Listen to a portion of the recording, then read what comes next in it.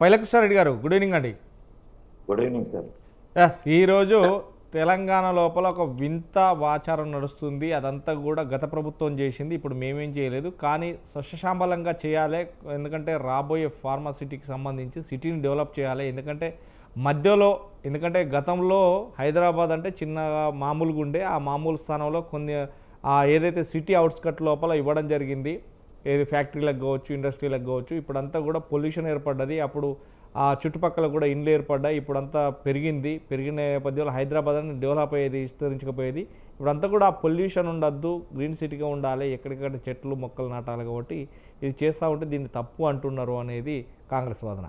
కానీ బీఆర్ఎస్ వాదన మాత్రం 4 నుంచి 5 కోట్ల కుంభకోణం ఇది కావాలని చేస్తున్నారు. 50% రాయితీకైనా లేదంటే 50% భూ బదలాయింపు తీసుకోవడానికైనా కానీ వెనుకాడుతుంది తెలంగాణ ప్రభుత్వం. ఈ నేపథ్యంలో తెలంగాణలో ఒక ఎకరా భూమి కూడా లేకుండా పోతుంది. మళ్ళీ సీజనల్కే వారికే ఇది 30% కడితే రెగ్యులరైజ్ చేస్తూ అది కమర్షియల్గా ఎట్లయినా చేసుకోవచ్చు. అవసరమైతే వాళ్ళు ఇండ్లు కట్టుకుంటారా, లేదంటే దాంట్లో రియల్ ఎస్టేట్ చేసుకుంటారా, లేదంటే ఇండ్లు కట్టిస్తారా, అది అంతా వాళ్ళ ఇష్టం. 30% మాత్రం కడితే 15 రోజులలో ప్లాటింగ్ చేసుకోవచ్చు అనేది తెలంగాణ ప్రభుత్వం చెప్తుంది. కానీ ఇదంతా కూడా మేము ఫస్టే చెప్పాం, 100% జెన్యూన్ ఉంటే 100% ఎస్ఆర్ఓ కట్టించాం. లేదు వాళ్ళు ఒకవేళ అనుకోకుండా వేరే వ్యక్తికి కడితే కనుక 200% ఎస్ఆర్ఓ కట్టించాము. ఈ నేపథ్యంలోనే ఒక 30,000 ఉన్నదానికి 9,000 కడితే సరిపోతుంది, 3,000 కడితే సరిపోతుంది, 6,000 కడితే సరిపోతుంది ఒక గజానా అనేది మాత్రం తెలంగాణ ప్రభుత్వం లెక్కలు. ఇదంతా కూడా దోచుకొని తినడానికి అనేది బీఆర్ఎస్ వాదన. కానీ కాంగ్రెస్ వాదన అయితే అలా ఏం చేయట్లేదు. వాళ్ళే 2023 ఆగస్టులో 3 జీవోలు ఇచ్చారు. అదంతా కూడా వారు కమర్షియల్గా వాళ్ళకు భూ బదలాయింపు మొత్తం చేశారు. 100% భూ బదలాయింపు చేసినప్పుడు వారికి అన్నీ ఉంటాయి రైట్స్, కానీ ప్రభుత్వానికి ఏముంటాయి. ఇప్పుడు మనం దాన్ని కమర్షియల్గా మార్చడానికి 30% మాత్రమే తీసుకుంటున్నాం. లీజ్ అనేది అగ్రిమెంట్ ఎక్కడ లేదు. లీజ్ అగ్రిమెంట్ గవర్నమెంట్కు రైట్స్ ఉంటాయి, కానీ లీజ్ లేదు ఇప్పుడు. అది అప్పుడు బీఆర్ఎస్ ప్రభుత్వం చేసింది 2023 ఆగస్టు లోపల అనేది కాంగ్రెస్ వాదన. ఎలా చూడొచ్చండి? ముందుగా మీకు, స్వతంత్ర ప్రేక్షకులకు, అలాగే ఈ చర్చా వేదికలో పాల్గొంటున్న వివిధ పార్టీల నాయకులకు అందరికీ శుభ సాయంత్రం తెలియజేసుకుంటూ, ఇక్కడ ముఖ్యమైన అంశాలు ఏంటంటే సార్, ప్రజా సమస్యల కంటే అవినీతి ఈ వ్యవహారమే ఎక్కువ నడుస్తుంది. చర్చ అంతా కూడా ప్రజా సమస్యలు పక్కకు పోయినాయి. మనకు వారం 15 రోజుల ముందు అకాల వర్షాలు విపరీతంగా తెలంగాణలో పడి పంట నష్టం విపరీతంగా జరిగింది. రైతులు అగమ్మ గోచరంగా ఉన్నారు. వారి గురించి పట్టించుకున్న వాళ్ళు లేరు, ప్రతిపక్షాలు లేవు. రెండవది, ప్రభుత్వం అయితే నిమ్మకు నీరెత్తినట్టుంది. కాబట్టి ఇందులో అవినీతి అంటే మీరు ఇప్పుడు ఏంటంటే, ఇద్దరు దొంగలల్లా నువ్వెక్కువ ఎంత దోసుకున్నావు అంటే నేనెంత దోసుకున్నా, నువ్వు 1,00,000 కోట్లు దోసుకున్నావు అంటే నేను 5,00,000 కోట్లు దోసుకున్నా. ఇదే వ్యవహారం నడుస్తుంది. ఇప్పుడు వాళ్ళు 1,00,000 కోట్లు అనేది వ్యవహారం పూర్తి స్థాయిలో చర్చలో నడిచింది. గత 9.5 సంవత్సరాలు 10 సంవత్సరాలు. ఇప్పుడు వీళ్ళది 5,00,000 కోట్లకు వచ్చింది. అంటే దోపిడీ గురించి, అవినీతి గురించే చర్చ, కానీ ప్రజల గురించి చర్చ లేకుండా పోయింది. కేటీఆర్ గారు ఇది మాట్లాడే ముందు ప్రజా సమస్యలను కొద్దిగా అడ్రస్ చేసుకుంటే కరెక్ట్గా ఉండేది. మీరు చేసినది ఏమి గొప్పగా లేదు కాబట్టి ఈ రోజు వాళ్ళకు అవకాశం ఇచ్చారు అవినీతి చేయడానికి, అక్రమాలు చేయడానికి. ఇప్పుడు పవన్ గౌరవ్ గారు చాలా గొప్పగా చెప్తున్నారు, కొన్ని గొప్పగా మాట్లాడుతున్నారు. ఏదో నేను జనరల్గా చెప్తున్నాను, పార్టీ అనేది కాకుండా జూబ్లీ హిల్స్లో ఏదో ఎంఐఎం తోటి పొత్తు పెట్టుకున్నారు, వీళ్ళతోటి పొత్తు పెట్టుకున్నారని. మీరు మునుగోడులో ఎట్లా పొత్తు పెట్టుకున్నారండి? సిపిఎం తోటి పొత్తులు పెట్టుకొని అన్ని పార్టీలను లొంగ తీసుకొని ముక్కు చెడి 9,000 ఓట్లతోటి రాజగోపాల్ రెడ్డి గారి మీద ఆ రోజు గెలిచారు. ఏదైనా ఎలక్షన్లో ఒకటి జరిగింది, అన్ని జరిగినాయండి. అన్ని వ్యవస్థల్ని యూజ్ చేశారు, పోలీస్ వ్యవస్థను యూజ్ చేశారు, మీ మంత్రులు పోయారు, మీ యొక్క కాబోయే ఫ్యూచర్ సీఎం అనుకుంటారు, ఇంద్రుడు చంద్రుడు అనుకుంటారు మీరు. ఆయన ఈ ప్రపంచంలోనే ఆయనంత తెలివితేటలతో తెలివిగలడు ఇంకొకటి లేరు అనుకొని డబ్బు అహంకారంతో.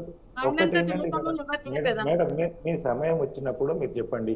డబ్బు అహంకారంతో చిన్న పెద్ద మంచి చెడు ఎలాంటి భాషలు మాట్లాడుతున్నాము, సంస్కారహీనంగా మాట్లాడుకుంటున్నామా, సంస్కారవంతంగా మాట్లాడుతున్నామా, ఇలాంటి పదాలు వాడితే ప్రజలలో ఎలా సులకనవుతాం అనేది లేకుండా చిన్న పెద్ద లేకుండా మాట్లాడే అంశాలు చాలా జరుగుతున్నాయి. మనం ఎంతసేపు మనం ప్రజా సమస్యలు వేద్దాం. ఇందులో పూర్తి స్థాయిలో ఇప్పుడు ఏంటంటే ఇక మీరు చెప్పిన దానికి వచ్చిన తర్వాత ఇప్పుడు జరిగే అంశం గురించి పూర్తి స్థాయిలో అక్కడ అవినీతి జరుగుతుంది. ఇక కాంగ్రెస్ ప్రభుత్వం వచ్చిన రోజు నుంచే పూర్తి స్థాయిలో తెలంగాణలో మిగిలి ఉన్న భూములను ఎట్లా అమ్మాలి, ఎట్లా దండుకోవాలి, ఎట్లా ఢిల్లీకి కప్పం కొట్టాలి అనే దాని మీద, నా ముఖ్యమంత్రి ఎలా పదవి కాపాడుకోవాలనే దాని మీదనే నడుస్తుంది. మనం ముందుగా మాట్లాడుకున్నాళ్ళు చూస్తే హైడ్రా పేరు మీద బడా బాబులను బెదిరించుకొని ఎంతెంత చదువుకున్నారో, ఎంతమంది బిల్డర్స్, పెద్ద పెద్ద బిల్డర్స్ లేక్ వ్యూ విల్లాస్ అని కట్టిన దగ్గర ఎన్ని విల్లాలు గూళ్ళ కొట్టిందో అది ఎవరికి చెప్పే దమ్ము లేదు. కానీ అక్కడ నియర్ బైగా ఉన్న బడు బలగైన వర్గాల ఇండ్లు గూల కొట్టేసి పెద్దవాళ్లను భయపెట్టించేసి దమ్ముళ్ళు అనుకున్నారు. దాని తర్వాత మూసీ నది ఒక సుందరీకరణ పేరు చెప్పేసి దాని మీద అక్కడున్న అంబర్పేట భూములు కానీ గోల్డ్ కోర్స్ మలక్పేట భూములు అమ్మడానికి ప్రయత్నం చేసింది కాంగ్రెస్ ప్రభుత్వమా కాదా? దాన్ని అడ్డుకున్నది వ్యక్తులు, దాన్ని కోర్టుకు వెళ్తామని చెప్పేసి దాని మీద పూర్తి స్థాయిలో వ్యతిరేకత వెనుకకెళ్ళిన మాట వాస్తవము కాదా?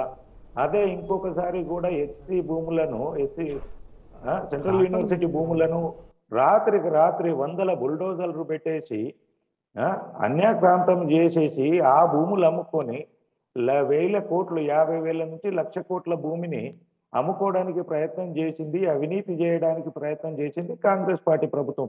ఇవన్నీ ప్రజలకు కనబడుతున్నాయండి. ఇది ఒక్క అంశమే కాదు. కాంగ్రెస్ పార్టీ అధికారంలోకి వచ్చిన తర్వాత ఎక్కడెక్కడ భూములు మిగిలి ఉన్నాయి, ప్రభుత్వ భూములు, అవి వీటిని ఎట్లా అమ్మాలే, దోపిడీ చేసుకోవాలి, మేము ఇంకా వచ్చే 10 సంవత్సరాలలో మేము ఎట్లాగో రాము, ఆ 10 సంవత్సరాలు మేము పార్టీని కాపాడుకోవాలంటే, మేము నాయకులుగా తిరగాలంటే ఇప్పుడు చేయాల్సిన అవినీతి ఎంతవరకు దొరికితే అంతవరకు చేద్దామనే ఆలోచనలోనే ఉంది. కానీ ప్రజా సంక్షేమం గురించి, ప్రజా అవసరాల గురించి ఇది లేకుండా పోయింది. ఇప్పుడు ఏవైతే ఏ గ్రామానికన్నా వెళ్ళండి, ఏ రేడైనా వెళ్ళండి, ఈ రోజు వరకు పారిశుద్ధ కార్మికులకు డబ్బులు లేవండి. ఊళ్ళల్లో పంచాయతీ సెక్రటరీలకు కూడా జీతాలు లేవు. వాళ్ళు అప్పులు తీసుకొచ్చేసి పారిశుద్ధ్య కార్మికులకు ఇస్తున్నారు. ఆ పారిశుద్ధ తిరిగే ట్రాక్టర్ కూడా డీజిల్ పోసుకోలేని పరిస్థితులలో ఉన్నాయి. ఈ ప్రభుత్వం ఏం చేస్తుంది? ఎంతసేపు నేను గొప్ప, నువ్వు గొప్ప, నువ్వు 1,00,000 కోట్లు దోసుకుంటే నేను 5,00,000 కోట్లు దోసుకుంటా, ఇదే వ్యవహారం మీద నడుస్తుంది. కాబట్టి ఇది తొందరగా ప్రభుత్వాలు గుర్తుంచుకొని, ఇంకోటి ఇప్పుడు ఇందాక కేటీఆర్ కూడా ఒక మాట మాట్లాడుతున్నాడు, ఏదో మ్యాచ్ ఫిక్సింగ్ బీజేపీ కాంగ్రెస్, ఎవరితోటి ఎవరు మ్యాచ్ ఫిక్సింగ్ అండి? ఎందుకు డైవర్ట్ చేస్తున్నారు? నీకు ఈ యొక్క రాజకీయంగా ఇప్పుడు రేపు కేటీఆర్ గారి అరెస్టుది కానీ, అవినీతిది కానీ, ఫార్ములా 1 కేసును కానీ డైవర్ట్ చేయడానికి ఎందుకు కొన్ని అంశాలను ముందుకు తీసుకొస్తున్నారు? స్వచ్ఛంగా ఉన్నావు, నువ్వు నీతిమంతుడు అయితే నువ్వు ప్రజాస్వామ్యయుతంగా కొట్లాడుకో, లేదంటే వాళ్ళు కేసులు పెట్టినా, కోర్టుకు వెళ్ళినా అక్కడ నీ యొక్క నిజాయితీని నిరూపించుకో. ఇప్పుడు ఆ రోజు మా బండి సంజయ్ గారి మీద ఎలాంటి కేసు పెట్టిందండి? 10th క్లాస్ పేపర్ లీకేజ్ అని పెట్టేసి ఆయనను ఒక ఎంపీ, రాష్ట్ర అధ్యక్షుడిని ఇంటికెళ్ళి ఎలాంటి నోటీసులు లేకుండా, ఏ కేసు పెడుతున్నామో తెలియకుండా రాత్రులు అరెస్టు చేసి రోడ్ల పొట్టి తిప్పి కీసరకు తీసుకొచ్చేసి అక్కడ పెట్టి, అక్కడి నుంచి వరంగల్కు కోర్టుకు తీసుకెళ్లి 2 రోజులు నానా యాతన పెట్టిన ఈ బీఆర్ఎస్ అక్రమంగా కేసులు పెట్టింది మీరు కాదా? ఈ దారి చూపించింది మీ ప్రభుత్వం కదా, మీ పార్టీ కాదా అన్నాడు. ఇవన్నీ చేసి ఈరోజు సచ్చేదంగా మీరు చేసిన తప్పుడు పనికి ఈరోజు బండి సంజయ్ గారికి ఇన్వాల్వ్మెంట్ లేదని హైకోర్టులో క్లీన్ చీట్ రావడం జరిగింది. ఆయన మీద ఉన్న కేసును కొట్టేయడం జరిగింది. మీరు కూడా అలాగే రండి, కానీ ఎదురు దాడి చేస్తాము, మేము ఇంకొకరిని బదనాం చేస్తాము అని మాట్లాడడం సమంజసంగా లేదు. తెలంగాణ సమాజం పూర్తిగా గమనిస్తుంది. ఇప్పటికైనా ప్రజా సమస్యల్ని అడ్రస్ చేద్దాము, వాళ్ళు అవినీతి చేస్తే ప్రశ్నిస్తాము, ప్రజల ముందు పెడదాము. గతంలో బీఆర్ఎస్ ఏదైతే 1,00,000 కోట్ల అవినీతి అనేది ప్రజల ముందు పెట్టామో, ప్రజలు చూశారు, దాని మీద పూర్తి స్థాయిలో తీర్పిచ్చారు. ఈ రోజు కాంగ్రెస్ పార్టీని కూడా అదే పరిస్థితి రాబోయే రోజులు ఏర్పడుతుందని చెప్పేసి తెలియజేస్తున్నాను సార్. పైల కృష్ణారెడ్డి గారు, ఒక దిక్కు చూస్తే ఇప్పుడు 30% స్లాబ్ రేట్ అంటే 30% అంటే కన్వర్ట్ చేయడానికి మాత్రమే, అంతే తప్ప ఆ భూమి మీద గవర్నమెంట్కి ఎలాంటి అధికారం లేదు. ఎందుకంటే ఆల్రెడీ ఇచ్చారు, అలా భూమిని గత ప్రభుత్వం ఆల్రెడీ 3 జీవోలతోటి 100% మీదే జెన్యూన్ అని భూమిని ఆరికి ఇచ్చేసింది. కానీ ఇప్పుడు ఆ రైట్స్ గవర్నమెంట్కు లేవు తీసుకోవడానికి. లీజుకి ఇస్తే లీజు అగ్రిమెంట్ ఇంకా కొనసాగితే లీజ్ అగ్రిమెంట్ ఉండి ఒకవేళ అతను వేరే వాళ్ళకి అమ్మితే మనకు రైట్స్ ఉంటాయి.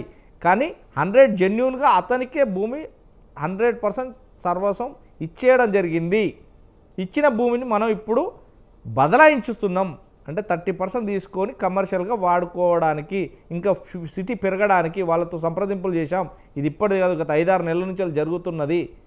దీన్ని అనడం అది కరెక్ట్ కాదు. ఇప్పుడు ఎందుకంటే ఈ క్రైసిస్ పద్ధతిలో కనీసానికి 3-4 వేల కోట్లు వస్తాయి అనే ఆశతోటి చేస్తున్నాం తప్ప వేరే కాదు.